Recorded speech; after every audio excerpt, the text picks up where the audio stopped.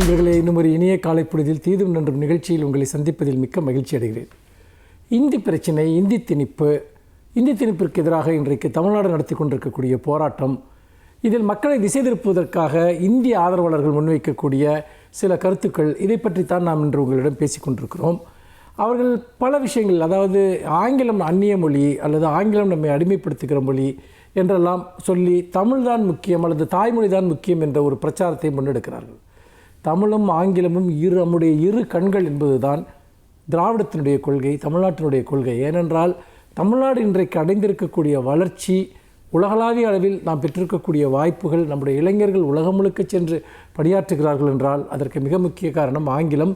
இதை நம்முடைய அண்டை மாநிலமான ஆந்திராவிலிருந்து அந்த ஆந்திர மாநில முதலமைச்சர், அவர் பாஜக கூட்டணியில் கூட இருக்கக்கூடியவர், சந்திரபாபு நாயுடு சொல்கிறார், தமிழர்கள் ஆங்கிலம் கற்றதன் வழியாக உலகளாவிய அளவில் மிகப்பெரிய உயர் பொறுப்புகள் இருக்கிறார்கள். நமக்கு ஆங்கிலம் எவ்வளோ முக்கியம் என்பதற்கு தமிழர்களே ஒரு சாட்சியம் என்பதை பற்றி அவர் பேசுவது சமீபத்தில் சமூக வலைத்தளங்களில் வைரலாக இந்த வீடியோ பரவியதை நீங்கள் பார்க்கலாம். அப்படிப்பட்ட ஒரு நிலையில் இன்றைக்கு ஆங்கிலத்திற்கு எதிராக பேசுகிறவர்கள் அனைவருமே தமிழ்நாட்டை பின்னுக்கு தள்ளுகிற அல்லது தமிழர்களை பின்னுக்கு தள்ளுகிற ஒரு முயற்சியில் ஈடுபட்டிருக்கிறார்கள். இங்கே அதாவது தமிழ் மொழி அதே போல் நீங்கள் அது அழிந்து கொண்டிருக்கிறது என்றெல்லாம் ஒரு பிரச்சாரத்தை சொல்கிறார்கள். அவர்கள் உண்மையில் தமிழ்நாட்டை பார்க்கவில்லை. ஒட்டுமொத்த தமிழ்நாட்டினுடைய கல்வி அமைப்பு, மக்கள் பேசுகிற மொழி, புழங்குகிற மொழி, எழுதுகிற மொழி எல்லாம் தமிழாகத்தான் இருக்கிறது. அப்படி இருக்கிற போது சில உதாரணங்களை மட்டும் வைத்துக்கொண்டு ஒட்டுமொத்த தமிழ்நாட்டையும் அவர்கள் அப்படி சித்தரிக்க விரும்புகிறார்கள். இது ஒரு தவறான பொய் பிரச்சாரம் என்பதில் எந்த விதமான சந்தேகமும் இல்லை என்பதைத்தான் நாம் பார்க்கிறோம். இன்னொரு மிக முக்கியமான ஒரு விஷயம் என்பது, நாம் அந்த ஆங்கிலத்தை கற்றுக்கொள்வதன் வழியாக உலகளாவிய அளவில் இலக்கிய செல்வங்களையும் பண்பாட்டு செல்வங்களையும் நாம் தமிழுக்கு கொண்டு வருகிறோம். தமிழிலிருந்து பிற மொழிகளுக்கு நாம் கொண்டு செல்கிறோம். ஒரு உலகளாவிய தொடர்புகள் இன்றைக்கு தமிழ்நாடு அரசு ஏற்படுத்தியிருக்கக்கூடிய பன்னாட்டு புத்தக கண்காட்சி போன்ற விஷயங்களின் மூலமெல்லாம் தமிழ் படைப்புகள் ஆங்கிலம் வழியாக பிற மொழிகளுக்கு செல்லக்கூடிய ஒரு பிரம்மாண்டமான ஒரு வாய்ப்பை நாம் உருவாக்கியிருக்கிறோம் என்பதையும் நாம் இந்த இடத்தில் சேர்த்து பார்க்க வேண்டும். அதோடு மட்டுமல்ல, நம்முடைய இளைஞர்கள் இன்று எல்லா நாடுகளையும் தங்களுடைய ஒரு இடமாக உணரத்தக்க வகையில் ஆங்கில கல்விதான் தமிழ்நாட்டினுடைய ஒரு வளர்ச்சிக்கு பெரிதும் காரணமாக இருந்திருக்கிறது. அதற்கு பதிலாக நாம் இந்தியை ஏற்றிருந்தால் என்ன நடந்திருக்கும் என்பதை நாம் சிந்தித்து பார்க்க வேண்டும். இன்னொரு விஷயம் என்பது என்னவென்றால், இந்திக்கு ஆதரவாக பேசக்கூடியவர்கள் சொல்லக்கூடியது, எப்படி மெக்காலே கல்வியை எதிர்த்தார்களோ அதே போல் ஆங்கிலத்தையும் எதிர்க்கிறார்கள். ஏனென்றால் ஆங்கிலேயருடைய கல்வி முறை என்பது சமத்துவத்தை கொண்டு வருகிறது, பொதுக்கல்வியை கொண்டு வருகிறது. அதற்கு முன்னால் இருந்த குருகுல கல்வி முறை என்பது சில சாதிகளுக்கு மட்டுமே உரியதாக இருந்தது. மெக்கேலே கொண்டு வந்த கல்வி முறை தான் அது கணிதத்தையும் அறிவியலையும் நமக்கு கற்பித்தது. அதோடு மட்டுமல்லாமல் பொதுப்பள்ளிகள், அனைத்து சாதியிலும் சேர்ந்து படிக்கக்கூடிய பொதுப்பள்ளிகளையும் ஆங்கிலேயர்கள் தான் உருவாக்கினார்கள். ஆனால் தொடர்ந்து மெக்கேலே கல்வி முறை என்பது ஏதோ மனப்பாட கல்வி முறை என்று சொல்லிக் கொண்டிருந்தவர்கள், ஆங்கிலேய கல்வி என்பது அடிமை கல்வி என்று சொல்லிக் கொண்டிருந்தவர்கள் ஒன்றை மறந்து விடுகிறார்கள். மனித உரிமை, சமூக நீதி அல்லது ஜனநாயகம் குறித்த கருத்தாக்கங்கள் எல்லாம் உலகளாவிய அளவில் ஆங்கில மொழியில் எழுதப்பட்டுத்தான் அது உலகம் முழுக்க பரவின என்பதை அவர்கள் மறந்து விடுகிறார்கள். இன்றைக்கும் கூட உலகத்தின் ஒவ்வொரு புதிய கண்டுபிடிப்பும் ஆங்கிலம் வழியாகத்தான் நமக்கு சேர்கிறது. அப்படி இருக்கிற போது ஆங்கில எதிர்ப்பு என்பது, ஆங்கிலத்தை கற்க விட மாட்டோம் என்று சொல்வது தமிழர்களை உலகத்திடமிருந்து துண்டிக்கிற ஒரு முயற்சி. நாம் தமிழை மிக மிகச் செம்மையாக பயில வேண்டும், அதற்கு இணையாக செம்மையாக ஆங்கிலத்தை பயில வேண்டும் என்பதுதான் நாம் முன்னேற்றத்திற்கான ஒரே பாதை என்பதை மறந்துவிடக்கூடாது. இன்னும் சில பொய்கள், அதாவது இந்திக்கு ஆதரவாக சொல்லப்படுகிற பொய்களை பற்றி நாளை தினம் நாம் பேசுவோம். மீண்டும் இன்னும் ஒரு புதிய சிந்தனையோடு உங்களை சந்திக்கிறேன். நன்றி, வணக்கம்.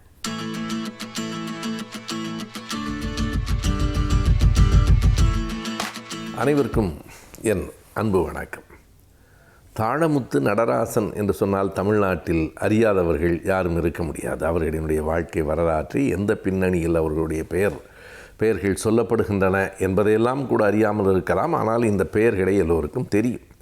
பலருக்கும் இது இரண்டு மனிதர்களின் பெயர்களா அல்லது ஒருவரின் பெயரே தாழமுத்து நடராசன் என்பதா, தாழமுத்து என்பது ஊரின் பெயரா என்பன போன்ற குழப்பங்களெல்லாம் உண்டு. சரியாக சொன்னால் அது நடராசன் தாழமுத்து என்று தான் வந்திருக்க வேண்டும். இரண்டு பேரினுடைய பெயர்கள். இருவரும் ஒரு குறிப்பிட்ட போராட்டத்தில் கலந்து கொண்டு தங்கள் உயிரை நீத்தவர்கள். அது 1938ஆம் ஆண்டு இந்திய எதிர்ப்பு போராட்டம். இந்த இடத்தில் ஏன் நடராசன் முதலில் வந்திருக்க வேண்டும்? வேறு ஒரு காரணமும் இல்லை. நடராசன் தான் முதலில் இறந்தவர், தாழமுத்து இரண்டாவதாக இறந்தவர். நடராசன் இறந்தது 1939ஆம் ஆண்டு ஜனவரி 15.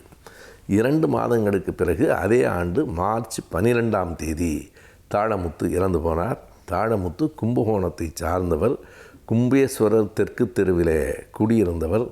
என்ன பெரிய கொடுமையான செய்தி என்றால், அந்த இளைஞன் இறந்து போகிற போது அவன் வயது வெறும் 19 தான். 19 வயதில் இந்த போராட்டத்தில் தன்னை ஈடுபடுத்தி கொண்டு, ஒரு நாளும் இந்தியை நாங்கள் ஏற்க மாட்டோம். அன்றைக்கு ராஜாஜி அவர்கள் தமிழ்நாட்டினுடைய முதலமைச்சராக இருந்தார். 125 பள்ளிகளில் இந்தி கட்டாய பாடம் என்று அறிவித்தார். நாம் மறுபடியும் எண்ணி பார்த்தால் அது நடந்து ஏறத்தாழ 80 ஆண்டுகளுக்கு மேலாக ஆகிவிட்டன. இன்றைக்கும் இந்திய எதிர்ப்பு போர் என்பது தமிழ்நாட்டிலே கனன்று கொண்டே இருக்கிற நெருப்பாக இருக்கிறது. அந்த போராட்டத்தை பெரியார் அறிவித்து 1938 இருந்து வரிசையாக இளைஞர்கள், பெண்கள், கைக்குழந்தையோடு பெண்கள் எல்லோரும் சிறை புகுந்தார்கள். தாழமுத்து சிறைக்கு போனது பிப்ரவரி மாதம் 15ஆம் தேதி தான். ஒரு மாதம் கூட அவன் சிறையிலே இல்லை. ஏனென்றால் அன்றைய சிறை என்பது கடுமையானது. இன்றைக்கு இருப்பதைப் போல அல்ல. உணவு உடம்புக்கு ஒத்துவராத உணவாக இருந்தது. அவன் பாதிக்கப்பட்டான். 19 வயது இளைஞன்.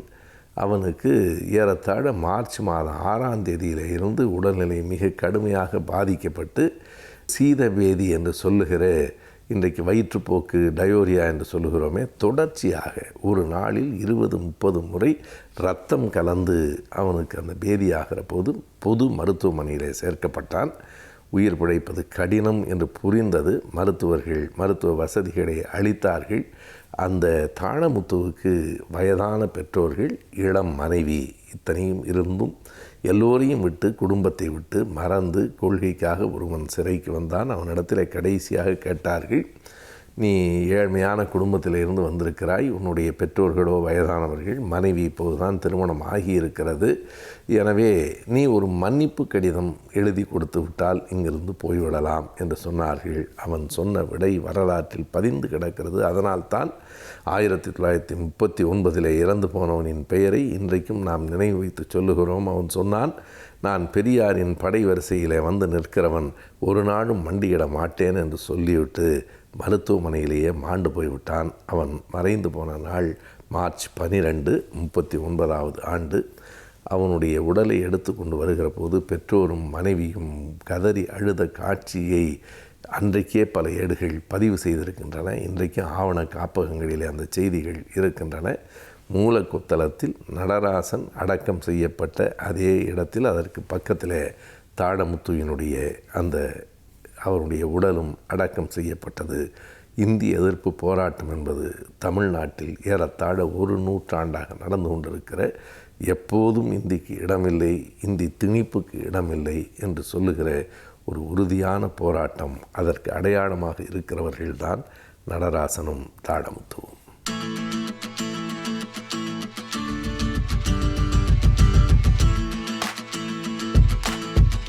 இன்றைய காலகட்டத்திலே எல்லோருக்கும் உள்ள மன அழுத்தத்தையும் மனச்சோர்வையும் போக்குவது எப்படி? இந்த மன அழுத்தம், மனச்சோர்வு ஏற்படுவதற்கு பல்வேறு காரியங்களை நாம் ஆராய்ந்து பார்க்கின்றோம். இதிலே நான் சொல்வது போல நமக்குள்ள உள்ள ஒரு பயமும், நமக்குள்ள உள்ள பதட்டம், நம் தோல்வியை உற்றுவருமோ அப்படின்ற ஒரு பயம், ஒரு வாழ்க்கையை பற்றிய ஒரு பயம், எதிர்காலத்தை பற்றிய ஒரு பயம், இப்படி ஒரு பல்வேறு விதமான சிந்தனைகள் நம்மளுக்கு இந்த மன அழுத்தத்திற்கு காரணமாக அமைகின்றன. இதில் சின்ன சின்ன காரணங்கள் ஒவ்வொரு குடும்பத்திலும் ஒவ்வொரு மாணவர்களுக்கும் இதுதான் அப்படின்னு நம்ம பர்டிகுலராக சொல்ல முடியாத அளவிற்கு பல்வேறு காரியங்கள் இருக்கின்றன. இதில் பொதுவாக அப்படின்னு நம்ம பார்க்கும்போது,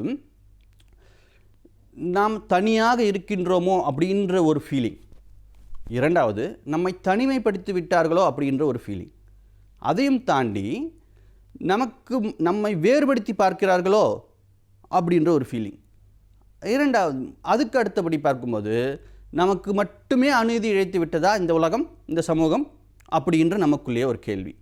இப்படிப்பட்ட கேள்விகள். இரண்டாவது சின்ன சின்ன குடும்ப வன்முறைகள், குடும்பத்திலே ஒவ்வொருத்துக்கு ஒருத்தர் புரிதல் இல்லாத ஒரு காரணங்கள், இந்த ஒரு சிச்சுவேஷனை எப்படி நாம் கையாள வேண்டும் என்பதை பற்றிய போதிய அறிவு இல்லாத காரணம், அறிவுன்னு சொல்ல முடியாது, அறியாமைன்னு சொல்லலாம். அறியாமை. இது இப்படி பல்வேறு காரணங்கள் இருக்கின்றன. இது வந்து பொதுவாக. ரெண்டாவது, குடும்பத்தில் உள்ள முக்கியமான உறுப்பினர்களுக்கு முன்னாடி இருந்த வருமானம் இப்பொழுது இருக்காது. அது ரெண்டாவது, அந்த ஒரு வீட்டிற்கு தேவையான சகல வசதிகளையும் அவனால் முன்னாடி இருந்தது போல் அவனால் அனுபவிக்க முடியாது. இரண்டாவது, குழந்தைகளுக்கு ஏன் இப்படிப்பட்ட ஒரு மன அழுத்தம் ஏற்படுகின்றது? குழந்தைகள் இந்த டிஜிட்டல் லேர்னிங், ஆன்லைன் லேர்னிங் இப்படி சொல்கிறோமே, இதையெல்லாம் நாம் எப்பொழுது கற்றுக் கொடுத்திருக்கிறோம் குழந்தைகளுக்கு? இல்லவே இல்லை. இன்று தான், இப்பொழுது தான் புதிய சூழல். இந்த சூழலே குழந்தைகளுக்கு ஒரு மிகப்பெரிய ஒரு புதிய சூழல். இந்த சூழலிலே குழந்தைகள் தங்களை பாதுகாத்து கொள்வது எப்படி? இந்த சைபர் கிரைம், சைபர் புல்லிங் இப்படின்னு சொல்கிறார்கள், இதிலிருந்து எப்படி பாதுகாக்க? ரெண்டாவது, இந்த சூழலிலே நம்ம உட்கார்ந்து நம்மளால் எவ்வளவு நேரம் அந்த ஆன்லைனிலே கிளாஸை கவனிக்க முடியும் அப்படின்ற ஒரு பயம் குழந்தைகளுக்கு. ரெண்டாவது, குழந்தைகளுக்கு இந்த ஆன்லைனில் தான் நம்ம அசஸ்மெண்ட் பண்ணுறோம், எவாலுவேஷன் பண்ணுறோம், இதெல்லாம் ஒரு குழந்தைகளுக்கு ஒரு பயம். அந்த ஆன்லைனில் வந்து டீச்சிங் பண்ணுறவங்க என்ன சொல்லுவாங்களோ, எல்லா குழந்தைகளும் கேட்குறாங்களே, நம்மளை பற்றி என்ன சொல்லுவாங்களோ, நம்ம என்ன பேச முடியலையே. அது ஒரு சில குழந்தைகள் வந்து பார்த்திங்கன்னா, நீங்கள் முன்னாடி வந்து ஒரு க்ரௌடில், ஒரு கூட்டத்திலே முன்னின்று வரமாட்டார்கள். ஒரு அச்சம் தான் காரணம் அதற்கு. ஸோ இதையெல்லாம் போக்க வேண்டும். இதற்கெல்லாம் லீடர்ஷிப் ஸ்கில்ஸ் நம்ம வந்து எப்படி இம்ப்ரூவ் பண்ணுறது அப்படின்ற விஷயம் இருக்குது. இந்த மாதிரி பல்வேறு காரணங்கள் இருக்கின்றன. கல்லூரி மாணவர்களுக்கு எடுத்துக்கொண்டே வேணால், எக்ஸாம்ஸ் இருக்குன்னு சொல்கிறார்கள், ஆனால் இல்லை. எக்ஸாம்ஸ் வரும்னு சொல்கிறார்கள், ஆனால் வரல. அடுத்து உயர்கல்வி படிப்பது எப்படி? இந்த உயர்கல்வி நம்ம வந்து எப்படி அணுகுவது? இதில் காலேஜ் எப்போ திறப்பாங்க? நம்ம காலேஜ் லைஃப்பை எப்படி என்ஜாய் பண்ணுவது? அது கேரியர்ஸ், அதாவது அடுத்த கட்டத்திற்கு எப்படி செல்வது? இப்படி பல்வேறு காரணங்கள் கல்லூரி மாணவர்களுக்கு இருக்கின்றன. அதுமாதிரி அடலசன்ஸ் அப்படின்னு பார்க்கும்போது அவர்களுக்கும் உள்ள மன அழுத்தம் இருக்க தான் சரி. ஏன்னா அவங்க எல்லாருமே ஒரு ஃப்ரெண்ட்ஸ், பியர்ஸ் குரூப்ஸ்ன்னு சொல்லுவார்கள், இவர்களோட கனெக்ஷன் ஆகியிருக்காங்க. அப்போது ஒவ்வொருத்தருக்கும் பேசி அளவலாகி வெளியில் ஒரு சாதாரணமான ஒரு சூழல் கிடையாது. அவங்களுக்கு என்ன ஆகுது? ஒரு விளையாட்டினுடைய நேரம் கட்டாயிடுது. அதே மாதிரி மற்ற மாணவர்களுடைய, அதாவது சக மாணவர்களுடைய அளவலாகக்கூடிய நேரம் இல்லை.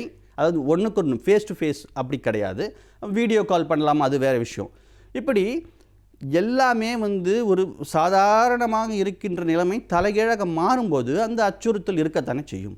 இதை எல்லாமே நம்ம ஒவ்வொரு ஏஜ் குரூப் அப்படின்னு சொல்வார்கள், இந்த குழந்தைகள் 1 முதல் 5ஆம் வரை உள்ள குழந்தைகளை எப்படி கையாள்வது, 5வது படிக்கும் 6வது படிக்கும் மாணவர்கள் முதல் 8ஆம் வகுப்பு மாணவர்கள் வரை உள்ள குறைகளை எப்படி கையாள்வது, பிறகு 12ஆம் வகுப்பு மாணவர்களுக்குள்ள மன அழுத்தத்தை எப்படி போக்குவது, டீனேஜ் கல்லூரி மாணவர்கள், குடும்ப நண்பர்கள், குடும்ப உறுப்பினர்கள், வயதானவர், இவர்கள் ஒவ்வொருவருக்கும் ஒவ்வொரு மாதிரியாக இந்த மன அழுத்தத்தை கையாள வேண்டும். பொதுவாக இந்த ஒரு பதிவிலே நம்ம வந்து குழந்தைகளினுடைய மன அழுத்தத்தை, படிக்கிற மாணவர்களுடைய மன அழுத்தத்தை போக்குவது மட்டும் எப்படி அப்படின்றத மட்டும் நம்ம பார்ப்போம். இப்போது எல்லாருமே வந்து ஸ்கூல் கேம்பஸ், ஹாஸ்டல் கேம்பஸ் இப்படிலாம் கேள்விப்பட்டிருக்கோம். ஆனால் ஹோம் கேம்பஸ், இதுதான் புதிய வார்த்தை. ஹோம் கேம்பஸ் அப்படின்ற வார்த்தை புதிது. அதாவது வீட்டுச் சூழலிலே கல்வியை கற்க வேண்டும். வீட்டுச் சூழலிலே நீங்கள் கல்வியை கற்க வேண்டும். இந்த வீட்டுச் சூழலிலே நீங்கள் கல்வியை கற்க வேண்டுமென்றால் அதற்குள்ள வழிமுறைகள் என்ன? அந்த கல்வியை மன அழுத்தம் இல்லாமல் எப்படி ஒரு என்ஜாய்மெண்ட்டோட, ஒரு ஹாப்பி லேர்னிங்னு சொல்வார்களே, அந்த மாதிரி ஒரு ஹாப்பியாக எப்படி வந்து அந்த கற்றுக்கொள்ளலை நாம் உள்வாங்குவது, இதன் மூலம் நம்மளுடைய படைப்பாற்றலை எப்படி மேம்படுத்துவது, இப்படி வந்து குழந்தைகளுக்கு நாம் பயிற்சிகள் கொடுக்க வேண்டும். அது ப்ராக்டிஸ் மேக்ஸ் அ மேன். பயிற்சியும் முயற்சியும் இருந்தால் வாழ்க்கையில் என்ன வேணால் நம்மளால் சாதிக்க முடியும். மாணவர்களே, கண்டிப்பாக வாழ்க்கையில் நீங்கள் என்ன வேணால் சாதிக்க முடியும். அந்த நம்பிக்கையை வளர்த்து கொள்வது எப்படி? சுய ஊக்கம் சொல்வார்களே, செல்ஃப் மோட்டிவேஷன், அதுதான் இந்த காலகட்டத்திலே மிக மிக முக்கியம். உங்களை பற்றி நீங்கள் என்றைக்குமே குறைவாக எடை போடாதீர்கள். உங்களுக்குள்ள ஒரு திறமை கண்டிப்பாக இருக்கின்றது. அந்த திறமையை எப்படி நீங்கள் வெளிக்கொணர்வது? இப்போது நம்ம ஒரு உதாரணத்துக்கு சொல்வேமானால், மகேந்திர சிங் தோனி அப்படின்ற ஒரு கிரிக்கெட் கேப்டன் எல்லோருக்குமே தெரிந்த ஒரு நபர். அவர் சிறிய வயதிலேயே அவர் விளையாட்டின் ஆர்வம் இருந்தது உண்மை. ஆனால் ஃபுட்பாலில் தானே அவருக்கு ஆர்வம் இருந்தது. திடீர்னு கிரிக்கெட்டிலே அவர் எப்படி அவர் இன்வால்வ் பண்ணி கொண்டார், அதில் அவருடைய திறமையை எப்படி வளர்த்து கொண்டார், அவருடைய காலகட்டத்திலே அவர் அவருடைய சந்தித்த இன்னல்கள் என்னென்ன, அவர் எப்படி வாழ்க்கையில் வெற்றி பெற்றார், அவர் கேப்டன் கூல் அப்படின்னு சொல்லக்கூடிய அளவிற்கு அவர் எப்படி தன்னுடைய நிர்வாக மேலாண்மையும் ஒரு ஆளுமை திறனையும் எப்படி வளர்த்து கொண்டார், இதையெல்லாம் நாம் கண்டிப்பாக பார்க்க வேண்டும். மாணவர்களுடைய மத்தியிலே முக்கியமாக பழக்க வழக்கங்களை நாம் ஒரு லிஸ்ட் போட்டு நம் ஆசிரியர்களும் பெற்றோர்களும் மாணவர்களுக்கு சொல்ல வேண்டும். அது ரொட்டீன்ஸ்ன்னு சொல்வார்களே, ரொட்டீன்ஸ், அந்த ரொட்டீன்ஸும் அந்த ஹேபிட்ஸ், இது ரெண்டுமே தான் மாணவர்களை திறன்பட வாழ்க்கையினுடைய தரத்தை மேம்படுத்துவதற்கு உதவும். யோகா, மெடிடேஷன், பிராணாயம், இந்த மாதிரி ஒரு குறிப்பிட்ட ரொட்டீனான ஒரு வாழ்க்கை முறையை நாம் இந்த காலகட்டத்திலே மட்டுமல்ல என்றைக்குமே பின்பற்றுமானால் நம்முடைய மனச்சோர்வு கண்டிப்பாக நீங்கும். இதை தவிர அதாவது செயல்முறை மூலம் கல்வி, ஒரு மாடல் பேஸ்டு கல்வி, ரெண்டாவது ஒரு மியூசிக் மூலமாக நம்ம என்ன லேர்ன் பண்ணுறோம், ஒரு டான்ஸ் மூலமாக என்ன லேர்ன் பண்ணுறோம், இப்படி பல்வேறு விதமான நீங்கள் கற்றலையும் கற்பித்தலையும் கற்றுக்கொள்ள வேண்டும். ஒரே மாதிரி ட்ரெடிஷ்னல் லேர்னிங்க்கு நீங்கள் போகவே கூடாது. நம்மளுக்கு என்ஜாய்ஃபுல்லாக மூலமாக எதை நம்ம கற்றுக்குறோம், ஒரு மாடல் மேக் பண்ணி கற்றுக்குறோமா இல்லையா, நம்ம குக்கிங் மூலமாக அதில் உள்ள இன்ஃபர்மேஷன் என்னென்னு தெரிஞ்சுக்கிறோம், ஒரு கேமிங் விளையாடுறதுல கூட அதில் நம்மளுடைய லீடர்ஷிப் ஸ்கில்லை நம்மளால் ப்ரூவ் பண்ண முடியும். இப்படி பல்வேறு விதமான வழிமுறைகளை நமது முன்னோர்கள் வகுத்து உள்ளார்கள். அதாவது இந்த மாதிரி சிச்சுவேஷன்ஸ்க்கு மட்டும் இல்லாமல் என்றைக்குமே இது நம்மளுக்கு மிகவும் பயனுள்ளதாக அமையும். நன்றி, வணக்கம்.